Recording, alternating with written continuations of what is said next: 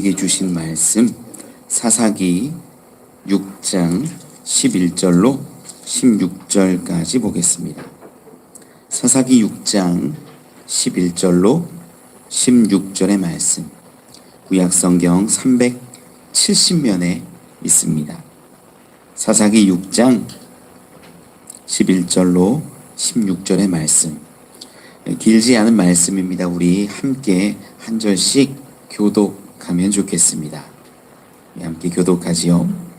여호와의 사자가 아비에셀 사람 요아스에게 속한 오브라에 이르러 상수리 나무 아래 앉으니라.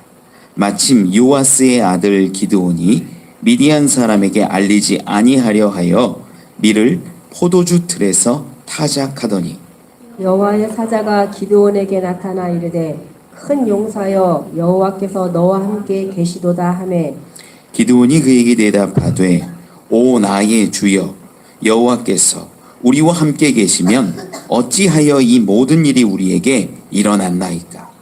또 우리 조상들이 일찍이 우리에게 이르기를 여호와께서 우리를 애굽에서 올라오게 하신 것이 아니냐 한 그 모든 이적이 어디 있나이까? 이제 여호와께서 우리를 버리사 미디안의 손에 우리를 넘겨주셨나이다 하니, 여호와께서 그를 향하여 이르시되 너는 가서 이 너의 힘으로 이스라엘을 미디안의 손에서 구원하라. 내가 너를 보낸 것이 아니냐 하시니라. 그러나 기드온이 그에게 대답하되, 오 주여, 내가 무엇으로 이스라엘을 구원하리이까? 보소서, 나의 집은 므낫세 중에 극히 약하고 나는 내 아버지 집에서 가장 작은 자니이다 하니, 여호와께서 그에게 이르시되 내가 반드시 너와 함께 하리니 내가 미디안 사람 치기를 한 사람을 치듯 하리라 하시니라. 아멘. 아멘. 할렐루야. 우리 옆에 있는 분들하고 인사 한번 하시죠. 잘 오셨습니다. 축복합니다. 아름다우십니다. 멋지십니다. 이렇게 한 줄로 앉으신 거 보니까 되게 마음은 편안합니다.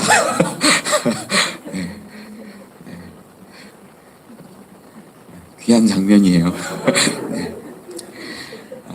우리가 사사기 기드온 이야기를 살펴봤어요. 지난 이야기 여러분 기억하십니까? 지난 이야기는 배경 이야기를 조금 살펴봤죠. 네.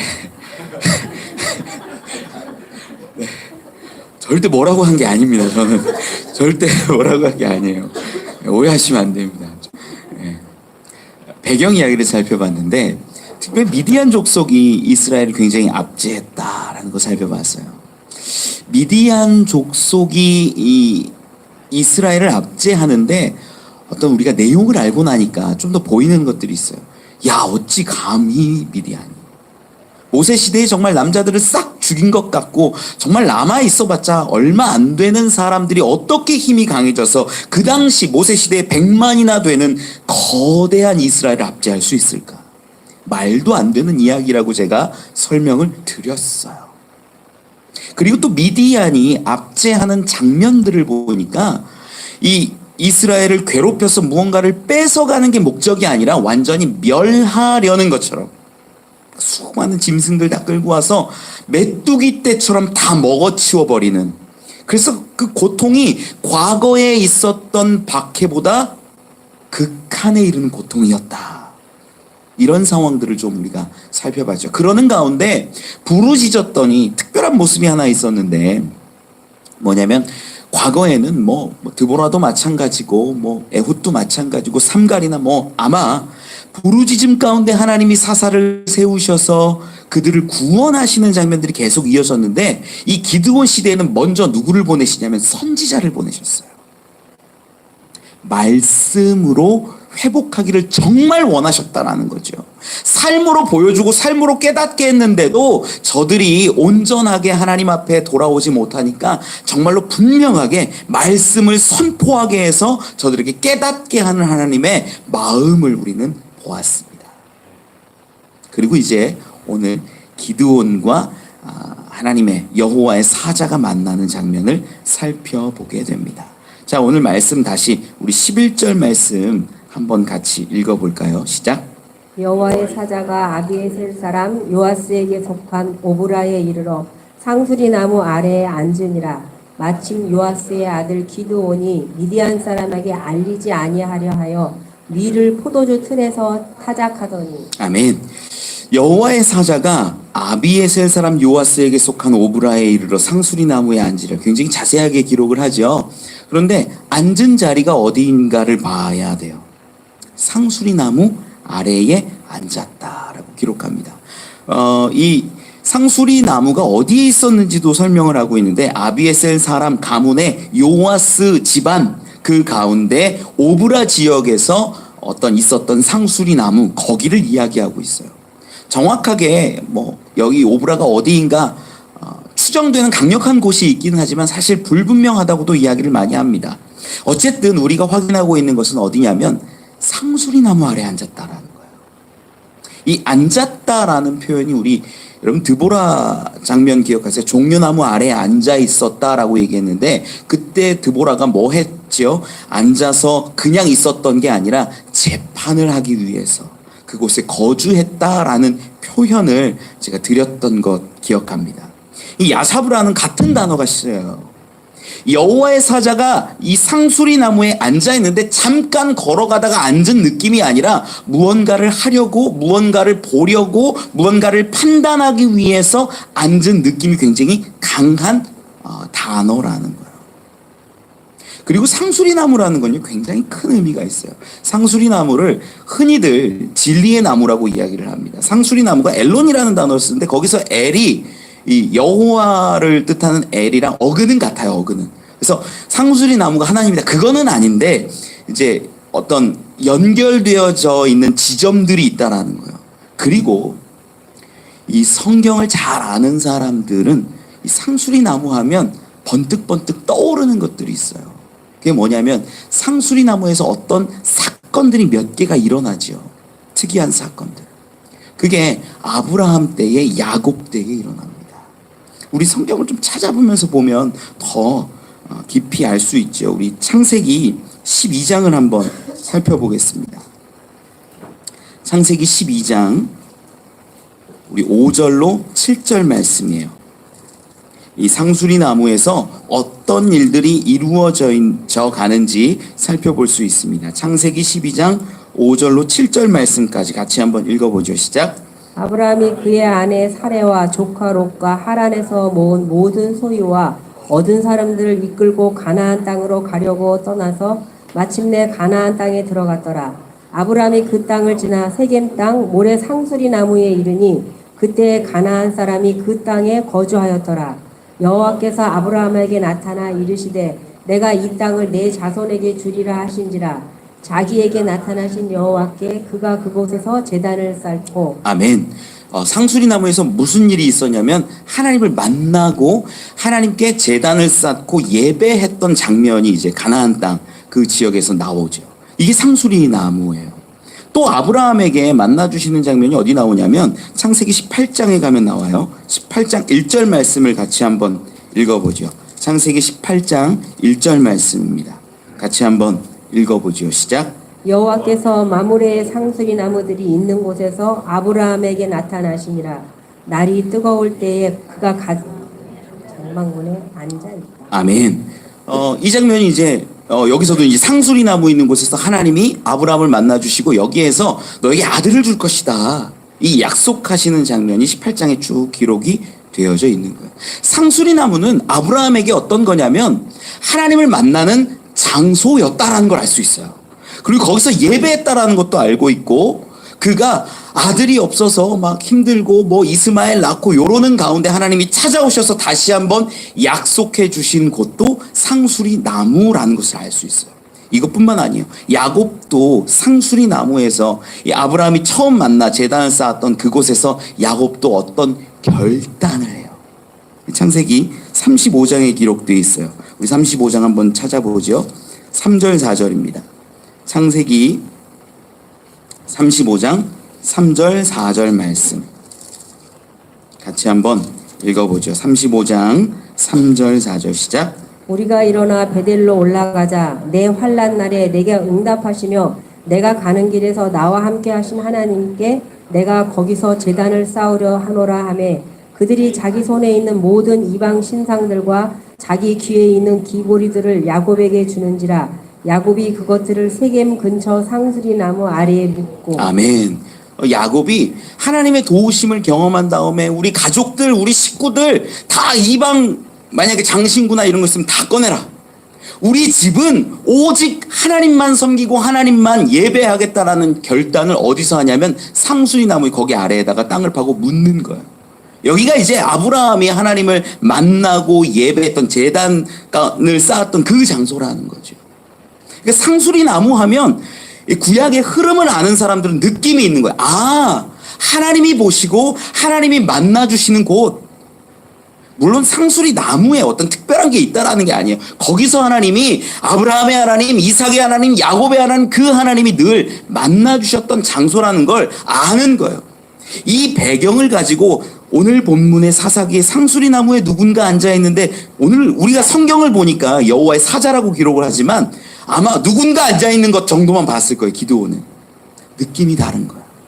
상수리 나무에 누군가가 앉아있다라는 것, 이 구약의 흐름을 알면요, 상수리 나무는 하나님이 만나주신 곳, 그리고 하나님께서 약속하신 곳, 그리고 하나님께 우리의 결단과 우리의 믿음을 드리고 하나님만 섬기겠다라고 선포한 그러한 곳이 바로 상수리 나무라는 것. 여기서 이 기드온을 만나주셨다라는 것은 놀라운 의미가 다시 살펴지는 것이죠. 이 장면에서 오늘 본문 11절에는요 두 가지 장면이, 사실 두 가지 그림이 나와요. 하나는 여호와의 사자가 오브라에 있는 상수리 나무에 앉아있다라는 그 장면 하나가 있고, 한 장면은 요아스의 아들 기드온이 미드안 사람에게 알리지 아니하려 하여 밀을 포도주 틀에서 타작했다라는 그림이 있는 거예요. 이 두 그림을요 오늘 본문에는요 연결시키고 있어요. 사실 이제 히브리어 성경을 보면, 우리 한글 성경에는 여기 11절 중간에 보면 마침이라는 단어가 있잖아요. 마침. 이게 배라는 단어인데, 히브리어인데, 이게 뭐냐면 그리고 나서, 그때에, 뭐 이런 의미예요. 성경에 많이 쓰여요. 즉시로, 뭐 이런 의미예요. 그러다 보니까 요 두 장면을 단어 하나로, 배라는 단어 하나로 연결시키고 있는 거예요. 하나님의 여호와의 사자가 상수리 나무에 앉아서 무언가를 보고 있는 장면, 그리고 그 장면이 뭐예요? 기드온이 밀을 타작하고 있는 장면이라는 거죠. 그런데 이 타작하는데 성경은 정확하게 그의 모습을 기록하고 있어요. 기드온이 미디안 사람에게 알리지 아니하려 하여 밀을 포도주 틀에서 타작하더니, 이 포도주 틀이라는 건 그 당시 이제 다양한 포도주의 틀들이 있는데 그렇게 크지 않습니다. 사람이 한 2명, 3명 정도 들어가서 발로 밟는 거거든요. 발로 막 밟으면 이게 약간 돌로 이제 깎아갖고 만드는데, 위에서 막 밟으면 아래로 이제 포도즙이 쭉 짜져요. 그래서 아래로 이렇게 모여지는 규모예요. 그러니까 거대한 규모가 아니라 작은 규모예요. 2-3 사람이 들어가서 밟는, 우리 옛날에 이렇게 김장할 때 다라이라 그러잖아요. 다라이. 그 정도 생각하면 비슷할 거야, 아마. 그 정도 되는 포도주 틀에서 뭐 하고 있다고요? 밀을 타작해요. 여러분, 농사를 크게 지은 거로 보여요? 아니면 작게 농사한 걸로 보여요?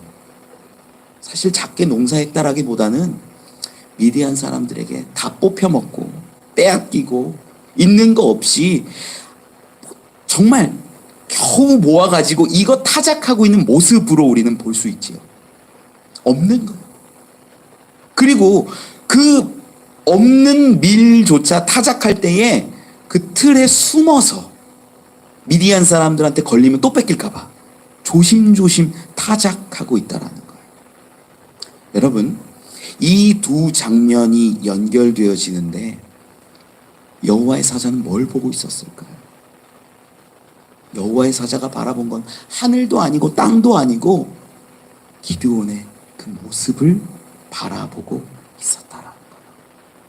여러분, 실제로요 기드온의 삶은 지금 오늘 11절 말씀 가운데 보면은 두렵고 연약하고 걱정하고, 그래서 밀조차도 제대로 타작하지 못하고 포도주 틀을 해서 타작하고 있는 모습을 보고 있어요. 원래 타작은 넓은 마당에서, 타작마당이라고 그래요. 타작마당에서 바람이 불어오면 뭐 쭉정이는 날아가고 이렇게 하면서 타작하는 거예요.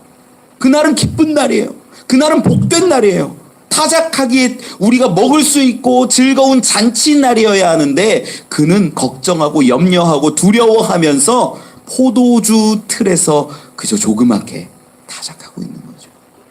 하나님의 시선은요, 결코 우리가 숨을 수 없는 그곳, 모든 곳을 사실 바라보고 계신다라는 거예요. 여러분, 하나님이 우리를 다 아세요. 우리의 마음과 중심과 생각과 모든 때를 다 아시는데 정말 많은 사람들이요, 하나님이 내 이 은밀한 죄를 모르실 거라고 생각해요. 아니, 머릿속으로는 알아요. 이성적으로. 그래, 내 죄도 아시고 내 연약함도 아실 거야 라고 생각은 하지만 그 하나님이 나에게 특별히 지적하지 않으시고 나에게 말씀하지 않으시고 나를 정죄하지 않으시니까 괜찮겠다라고 여겨요. 여러분, 지금 기드온의 그 연약하고 두려워하고 있는 모습을 보고 있지만 사실 이 6장에서만 보더라도 우리 6장 25절 한 번만 좀 볼까요? 사사기 6장 25절. 기드온 시대의 그 기드온의 가문과 기드온 그 므낫세 지파들은 어떻게 지냈는지가 보여요. 6장 25절 같이 한번 읽어보죠. 시작. 그날 밤에 여호와께서 기드온에게 이르시되 내 아버지에게 있는 수소 곧 7년 된 둘째 수소를 끌어오고 내 아버지에게 있는 바알의 제단을 헐며 그 곁에 아세라 상을 찍고. 아버지에게 바알의 제단이 있고요, 아세라 상이 있어요. 므낫세 지파는요, 이 나중에 이제 이 기드온이 이걸 찍고 하나님께 제사 드리고 막 이러는 거 하거든요. 난리가 나요, 난리가 나. 누가 밤에 이런 짓을 했냐? 그래고 쫓아와가지고 기드온 막 죽이려고 해요. 이 상황들을 보면 그 지역 가운데 어떤 문화가 팽배했다라는 걸 알 수 있어요. 우상 숭배가 팽배했어요. 너무나 자연스러웠어요. 너무나 일반적이었어요. 하나님이 계시고 하나님의 사람이라고 알고 있음에도 불구하고 하나님이 보고 계시는데도 저들은 우상을 섬기는 일을 너무나 떳떳이 했다라는 거예요. 여러분, 분명히 알 수 있습니다. 여러분의 삶을요, 하나님은 다 보고 계신다라는 거예요. 내가 무엇을 두려워하는지, 숨어서 무엇을 하는지, 내가 어떤 우상을 섬기고 있는지. 그 우상 숭배는요, 단지 그냥 뭐 불상을 놓고 뭐 어떤 뭐 돌멩이 놓고 나무 놓고 우상하는 그런 것뿐만 아니라 우리 안에 있는 물질들, 성공들, 가족들, 출세, 모든 것이 우상이 될 수 있어요. 여러분의 두려워하는 모습, 여러분의 삶의 모습을 하나님은 다 보고 계신다라는 거예요. 여러분, 이걸 두려움으로 우리가 받을 수 있어야 합니다. 말씀을 좀 계속 보지요. 우리 12절, 오늘 본문 12절 말씀 같이 읽어보죠. 시작. 여호와의 사자가 기드온에게 나타나 이르되 큰 용사여 여호와께서 너와 함께 계시도다 하매. 아멘. 여호와의 사자가 기드온에게 이야기하는 게 큰 용사여라고 말을 합니다. 근데 이제 이 히브리어 원어로 보면 이 부분이 순서가 달라요. 어떤 거냐면 여호와께서 너와 함께 하시도다 큰 용사, 이렇게 보는 게 맞아요. 히브리어 어순이 그래요. 어순이. 우리나라 말로 번역을 하다 보니까 이제 큰 용사여 이제 여호와께서 너와 함께 계시도다 이렇게 말하지만 원문은 그래요. 그러니까 뭐냐면 여기에서 우리가 알 수 있는 것 하나는 큰 용사라고 부르는데 그 핵심이 뭐냐? 오늘 가장 중요한 말씀이에요. 우리를 큰 용사라고 부르는데 그 핵심은 하나님이 함께 하시기 때문이라는 거예요. 이게 기드온이라는 사람을 우리가 가만히 보세요. 지금 미디안 족속에게 들킬까봐 밀타작하는 거를 두려워서 포도주 틀에서 하고 있어요. 여러분, 이게 대범한 사람의 모습이에요? 아니에요. 전혀 대범하지 않아요. 소심해요. 두려워하고 있어요. 걱정하고 염려하고 있어요. 그런데 여호와의 사자가 큰 용사예요. 사실 저같이 이렇게 모난 사람의 귀로 마음으로 들으면요, 이거 비꼬는 것처럼 들려요. 제가 모났다고 하는 거예요. 제가 뭔가 하고 있는데 예를 들어서 그냥 배가 고파가지고 컵라면 3분 컵라면 물 붓고 이렇게 기다리고 있는데 누군가 와가지고 아 셰프의 음식 냄새가 나는구나 이래 보세요. 기분이 어떻겠어요? 나는 지금 배고파가지고 지금 겨우 이거 하나 끓여 먹으려고 하고 있는데 나보고 셰프의 음식 냄새라니 뭐 하는 거야? 지금 장난하는 거야? 이런 느낌이에요. 포도주 틀에서 겨우 밀 타작하고 있는 큰 용사예요. 이거는요 거대한 용사 영웅을 말해요. 그냥 어깃장 놓듯이 들으면요 이거 비꼬는 듯하게 들릴 수 있어요. 그런데 여호와의 사자의 말은요 큰 용사에 초점이 있는 게 아니에요. 하나님이 여호와께서 너와 함께 하신다라는 것에 초점이 있다라는 거예요. 여러분 우리도 기드온하고 다를 바 없어요. 세상 쫓아가고 우상 숭배하고 다른 것 바라보면서 그렇게 매일매일 살아가는 인생 가운데 우리가 때로는 큰 용사도 될 수 있는데 그 힘과 능력 원천이 어디 있냐? 하나님이 함께 하실 때 있다라는 겁니다. 이따가 더 자세하게 나오지만 그 부분을 우리가 알아야 문제들이 해결되는 거예요. 말씀을 좀 계속 볼까요? 우리 13절 말씀 같이 한번 읽어보죠. 시작. 기드온이 그에게 대답하되 오 나의 주여 여호와께서 우리와 함께 계시면 어찌하여 이 모든 일이 우리에게 일어나나이까. 또 우리 조상들이 일찍이 우리에게 이르기를 여호와께서 우리를 애굽에서 올라오게 하신 것이 아니냐 한 그 모든 이적이 어디 있나이까. 이제 여호와께서 우리를 버리사 미디안의 손에 우리를 넘겨주셨나이다 하니. 아멘. 기드온이요 이제 여호와의 사자가 말하는 것을 듣고 나서 이제 반문하듯 따집니다. 논쟁하듯이 얘기해요. 근데 그 논쟁이 여러분의 마음에 합당한 것 같아요? 여러분이 보기에도 이렇게 따질 수 있을 것 같아요? 따지는 내용들을 가만히 보면 이런 내용들이죠. 여호와께서 우리와 함께 계시면 어째서 이런 일들이, 이런 무지막지한 악행들이 일어날 수 있습니까? 우리 조상들에게 들어본 바로는 조상들에게는 하나님께서 여호와께서 우리를 돌아보셔서 애굽에서 우리를 출애굽하게 하셨고 우리를 구원하셨다라고 하는데 그 놀라운 기사와 이적과 능력이 이제 어디 있습니까? 하나님이 여호와께서 우리를 버리셔서 미디안 손에 넘기지 않았습니까? 여호와께서 나와 함께 하신다 큰 용사라고 말한다니요. 이게 무슨 말입니까? 하나님이 어디 있습니까? 이거 이야기하고 과연 그 하나님이 어디 있고 그 하나님의 일하심이 어디 있고 그 하나님이 만약에 일하신다면 우리가 이렇게 미디안에게 박해당하고 어려움 가운데 처하겠느냐라는 거예요. 여러분 여기에서 우리 내용으로 먼저 들어가기 전에 한 가지 짚고 넘어갈 건 있어요. 이 기드온이 이 이스라엘이 애굽에서 나오고 하나님이 구원하시고 하나님이 돌보셨다라는 것을 알고 있어요? 모르고 있어요? 알고 있죠. 이 얘기 어떻게 알았을까요? 그 아버지 기드온이 정말 우상 숭배를 하고 우상을 잘 섬기고 바알 제단 쌓고 아세라상 막 섬기고 이러고 아세라와 바알에게 모든 것이 꽂혀 있다면 기드온이 이걸 어떻게 알았을까요? 우리 지난 시간에 보았지만 이 미디안의 박해 가운데 하나님이 먼저 보내주신 게 누구였어요? 선지자였어요. 선지자가 어떤 이야기를 선포했는지 다시 한번 보면 6장 우리 8절로 10절이에요. 같이 한번 읽어보죠. 시작. 여호와께서 이스라엘 자손에게 한 선지자를 보내시니 그가 그들에게 이르되 여호와께서 이같이 말씀하시기를 이스라엘의 하나님 내가 너희를 애굽에서 인도하여 내며 너희를 그 종 되었던 집에서 나오게 하여 애굽 사람의 손과 너희를 학대하는 모든 자의 손에서 너희를 건져내고 그들을 너희 앞에서 쫓아내고 그 땅을 너희에게 주었으며 내가 또 너희에게 이르기를 나는 너희의 하나님 여호와이니 너희가 거주하는 아모리 사람이 땅의 신들을 두려워하지 말라 하였으나 너희가 내 목소리를 듣지 아니하였느니라 하셨다 하니라. 아멘. 선지자가 이미 그 부르짖음 가운데 하나님의 말씀을 듣고 와서 선포했던 분명한 내용 중에 애굽 가운데 우리를 도우시고 구원하셨던 이야기가 들어져 있어요. 만약에 이 선지자에게 하나님이 분명히 말씀하시고 이 이스라엘 전 지역에 퍼지게 했다면 이 선지자는요, 사명을 가지고 여기 저기 마을마다 다니면서 이 복음을 증거했을 겁니다.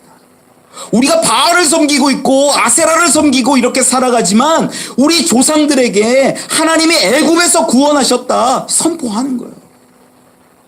이야기하는 거예요. 가르치는 거예요. 수없이 많이 다녀요. 이 얘기를 오늘 본문을 통해서 기드온의 표현 가운데 보면 정확하게 떨어지거든요. 맞거든요. 동일하거든요. 이 이야기를 하고 있거든요. 들었을 것으로 보여요. 기드온은요, 아버지가 가르쳐 줄 수도 있지만 최소한 선지자의 선포와 말씀을 들었을 거예요. 애굽에서 우리 조상들을 구원하셨다고 하는데 내가 어디선가 들었는데 누군가에게 들었는데 선지자가 말씀하는 걸 들었는데 그 하나님 어디 있냐? 왜 우리를 이렇게 미디안의 손에 버리셔서 어렵게 하느냐? 따지고 있는 거죠. 여러분,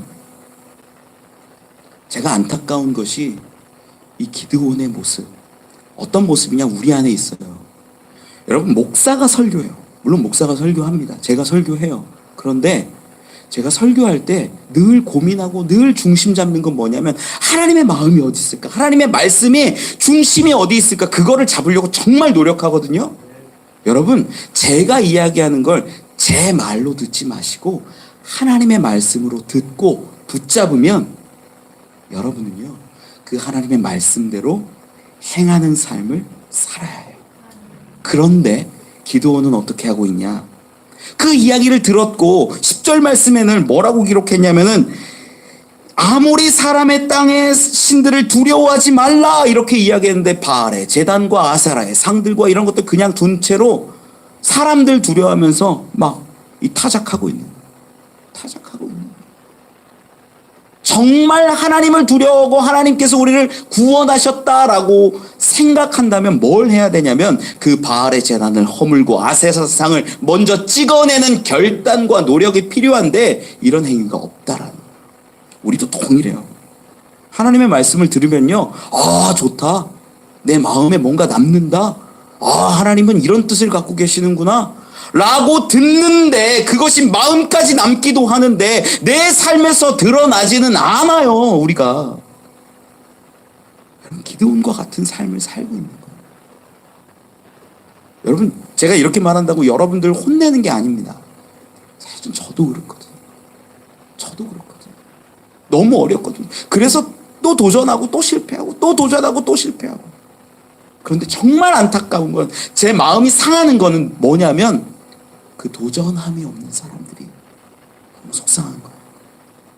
예배의 자리, 찬양의 자리, 복음의 자리, 섬김의 자리, 그 자리에 다시 한번 도전하지 않고 있는 그 사람들이 너무나 안타까운 거예요.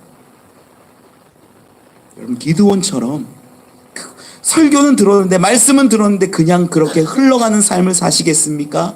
아니면 변화되는 삶을 사시겠습니까? 이것이 우리 가운데 큰 도전이 되길 소망합니다.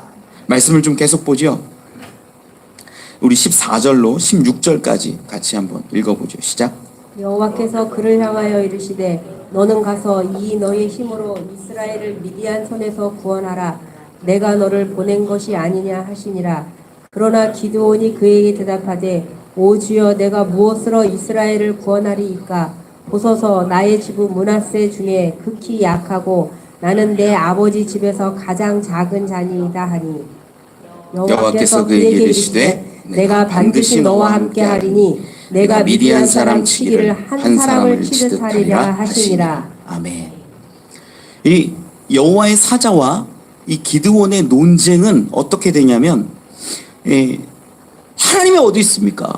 하나님이 정말 계시다면 이적과 기사는 어디 있습니까? 하나님이 계신데 왜 우리가 미디안의 손에 박해받습니까? 이렇게 따져 묻는 그에게 14절에 보니까 이렇게 말씀해요. 여호와께서 그를 향하여 이르시되 너는 가서 너의 힘으로 이스라엘을 미디안의 손에서 구원하라. 내가 너를 보낸 것이 아니냐. 자, 이 이야기를 풀어내기 전에 하나 의심되는 부분이 하나 있어요. 어떤 의심이 있냐면, 자, 지금 기드온과 우리가 처음 읽었는데 기드온과 여호와의 사자가 대화하고 있죠. 보이죠? 그거는 대화하고 있는데 이 여호와의 사자가 정체가 누구냐?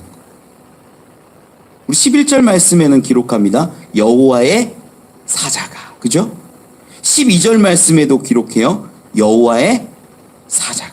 사자가 이제 이 말라크라는 단어를 쓰는데 이게 천사라는 의미도 있고 사자라는 의미도 있어요. 뭐 다 써요. 근데 여호와의 사자라고 기록을 했는데 그 같은 존재랑 대화 중이에요.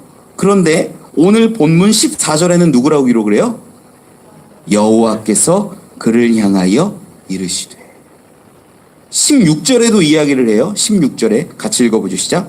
여호와께서 그에게 이르시되. 아멘. 14절과 16절에 가서 보면 그 존재가 누구로 보여요? 여호와 하나님으로 보여요. 지금 얘기하고 있는데 누군지 모르는 거예요.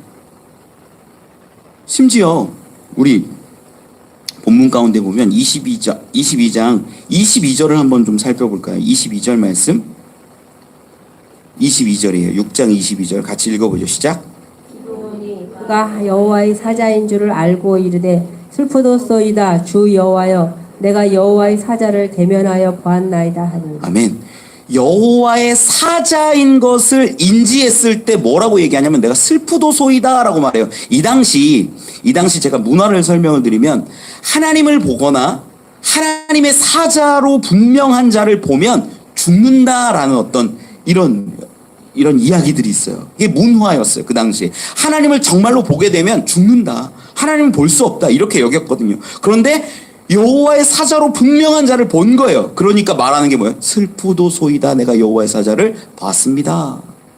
자, 이 배경을 가지고 다시 앞으로 넘어와서 보면 여호와께서 말씀하시고 또 여호와의 사자가 이야기하는데 이분을 기드온 입장에서 여러분 기드온이 됐다라고 생각하고 여호와의 사자나 여호와로 본 거예요? 아니면 사람으로 본 거예요?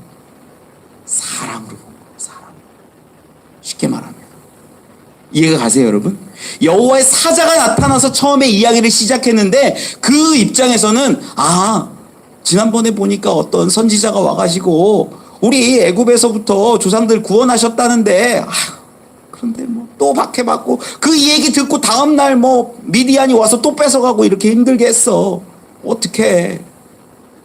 또 그 사람인가 보다. 그런 류의 사람인가 보다. 선지자인가 보다. 이런 마음이 들었을 수 있죠. 이거 제가 이제 그냥 추측해서 얘기 드리는 거예요. 사람으로 보고 있는 거예요. 사람. 그런데 분명히 성경은 11절에 여호와의 사자라고 이야기해요. 그리고 14절로 넘어가서 16절에서는 분명히 이야기하시는데 그를 여호와께서라고 이야기해요. 뭘까? 그 세 가지 가능성이 있죠. 선지자 같은 사람이냐? 아니면 여호와의 사자로서 천사 같은 존재냐? 아니면 여호와 하나님이냐? 많은 학자들이 이 부분에 대해서 논란은 많이 있어요. 과연 누구냐? 그런데 선지자는 아닌 것으로 이제 거의 다 이제 이야기를 하고 주로 이야기하는 게 이게 중론이 많이 모아지는 게 여호와였다라. 왜 그러냐? 그 부분을 다 이야기하면 너무 길어지니까 제가 좀 짧게 넘어가면 뭐냐면 하나님이 기드온에게 나타나셨는데 기드온은 지금 그걸 누구로 보고 있냐면 사람으로 보고 있었어요. 처음에. 그러나 성경은 여호와의 사자라고 기록하고 이제 그와 논쟁하는 과정에서 하나님이 말씀하시는데 여호와께서 직접 말씀하시는데 이야기하는 거예요. 너의 힘으로 이스라엘을 미디안의 손에서 구원하라. 내가 너를 보낸 것이 아니냐. 하나님이 당신을 드러내시는 겁니다. 그런데도 이 기드온은 알지 못해요. 나중에 기적을 보고 이적을 보고 이분이 정말 여호와의 사자였나 보다라고 슬퍼하는 거였어요. 우리는 하나님의 음성을 듣고 말씀을 듣고 때로는 설교를 들으면서 목사님의 말이지 어떤 좋은 말이지라고 이 목사님은 나랑 잘 맞아 이 목사님은 참 은혜돼라고 이야기하는데 여러분 아니에요. 죄송한데 그 말을요 저보다 더 부족한 사람이 하든 저보다 더 대단한 사람이 하든 사람이 아니라 하나님의 말씀으로 여러분이 받는다면 그것은 하나님이 여러분에게 선포하신 말씀이 되는 거예요. 그걸 받으셔야 돼요. 그리고 그걸 경험했을 때 하나님이 말씀하셨구나 깨닫게 된다라는 거죠. 여러분, 우리에게 얼마나 많은 자리에서 얼마나 많은 모습으로 말씀하십니까? 그런데 우리는 듣지 않아요. 우리는 행하지 않아요. 자기 마음대로 자기 뜻대로 그렇게 살아가지 않습니까? 열심히 기드온은 논쟁했습니다. 어쩌면 사람으로 여겨서 논쟁했을 거예요. 야, 그런 여호와가 어디 있냐? 그런 여호와가. 우리 조상들 구원했다며 그 여호와가 정말 있다면 우리가 이런 일들을 당하는 게, 이 악을 당하는 게 맞냐? 그런데 하나님은 말씀하세요. 너의 힘으로 이스라엘을 구원하라.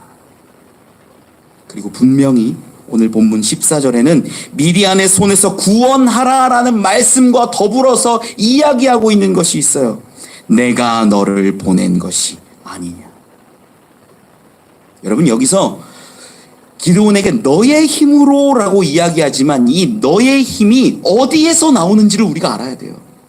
이 너의 힘은 하나님의 함께 하심이라는 겁니다. 이것이 그의 힘이었다라는 거예요. 이것이 그의 능력이었다라는 거예요. 많은 사람들이요, 힘과 능력 얻기를 원합니다. 제가 어떤 권사님이 이제 기도를 해주시는 자리가 있었는데, 그 권사님이 저를 위해서도 막 기도를 해주시는 거예요. 목사님 개척했는데 하나님께서 인권, 영권, 물권을 주시고 감사해요. 하나님이 그렇게 주시면 감사하죠. 좋죠. 정말 청산유수처럼 기도를 하시더라고요. 뜨겁게 기도해 주셔서 너무 감사했어요. 고마웠어요. 그런데 저에게 영권, 인권, 물권이 있어야지만 하나님의 일을 할까요? 사실 그건 아니에요. 제가 그분을 비판하는 거 아닙니다. 그분 너무 감사해요. 그분 귀한 분이에요. 그런데 우리에게 필요한 건요, 우리의 힘은요, 어디에 있냐면 하나님의 함께 하심 가운데 있다라는 거예요. 여러분, 기드온을 한번 살펴보세요. 기드온이 힘이 정말 있어요? 없어요. 연약해요. 부족해요. 그는 그 적은 양의 밀을 타작할 때에도 포도주 틀에서 겨우 숨어서 빼앗길까 전전긍긍하면서 그렇게 타작하고 있었어요. 그런 자를 하나님은, 여호와께서 나타나셔서 하신 말씀이 큰 용사요, 여호와께서 너와 함께 하시도다 말씀하는 것. 여러분, 우리에게 힘이 있다면 그것은 하나님의 함께 하심이기를 원합니다. 우리에게 능력이 있다면, 우리가 능력을 구해야 한다면 하나님의 함께 하심이 되기를 원합니다. 이것이 우리의 힘과 능력이지 다른 것이 아니라는 거예요.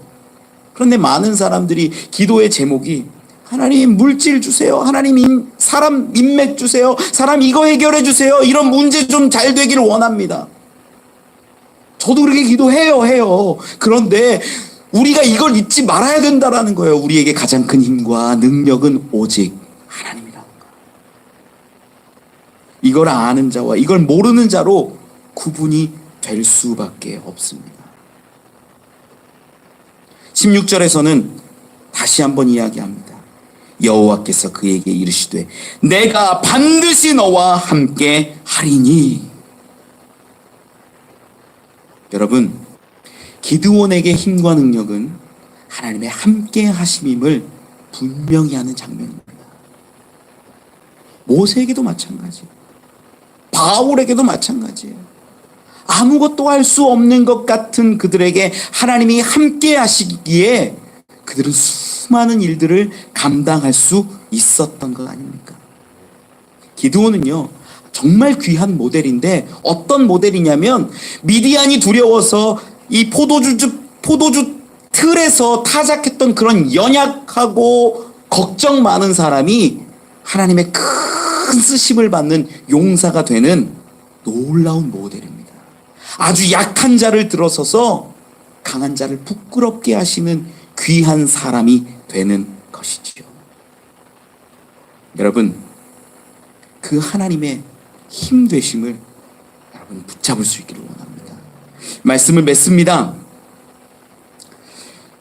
믿음 좋은 가정에서 자녀들을 키우다 보면 어느 순간 자녀들이 사춘기를 겪으면서 이 부모님의 신앙에 따지고 반항하는 일들이 꽤 많습니다. 오랫동안 교회를 다녀서 성경을 아는 거예요. 말씀에 대한 이야기를 아는 거예요. 기도원 하면 300영서가 탁 튀어나올 만큼 내용에 대해서는 빠삭합니다. 그런데 듣고 배웠는데 내 삶에 경험되지 않은 신앙들이 많습니다. 내 삶에서 느껴지지 않고 내 삶에서 분명하지 않으니까 내 삶의 자리에서 하나님의 뜻과 하나님의 말씀을 행하지 않는 것입니다. 여러분, 기드온의 상황과 너무나 비슷하지 않습니까? 기드온은요, 분명히 말씀도 알았고 들었어요. 우리 조상들을 하나님이 애굽으로부터 구원하셨다라는 그 사실을 분명히 알았습니다. 그럼에도 불구하고 그의 삶을 보니까 두려워하고 염려하고 걱정해서 포도주 틀에서 타작하는 그러한 인생 아니었습니까? 우상을 숭배하는 그 모든 옆에 있는 사람들, 지파들, 가문들, 내 아버지에게도 반항 못하고 밤에 겨우 하나님의 뜻을 따르는 자 아니었습니까? 그럼에도 불구하고 그러한 연약한 자를 하나님은 찾아오시고 그에게 경험시켜 주십니다. 때로는 우리가 알지 못해요. 사람처럼 느껴지고 사람으로 보여요. 하지만 그 하나님을 분명히 경험할 때 그의 인생은 하나님이 쓰시는 놀라운 도구가 된다라는 것입니다. 여러분, 하나님 앞에 기드온의 과거의 모습처럼 살지 마시고 하나님을 붙잡고 하나님을 경험하십시오. 그리하여 매주일 매시간 선포되는 이 말씀들이 여러분에게만큼은 하나님의 말씀이 되기를 원하고 그 말씀이 여러분 삶 가운데 아름다운 열매가 되어서 여러분의 가정과 자녀를 변화시키는 능력이 되기를 원합니다. 그러한 저와 여러분 큰 용사로 살아가는 우리 되기를 간절히 소망합니다. 우리 같이 찬양하고